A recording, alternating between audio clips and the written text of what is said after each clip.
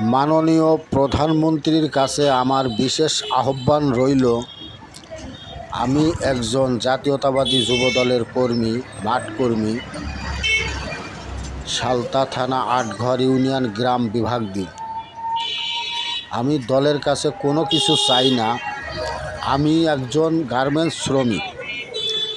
আমি শুধু একটি কথা আপনাকে বলতে চাই, মাননীয় মন্ত্রী,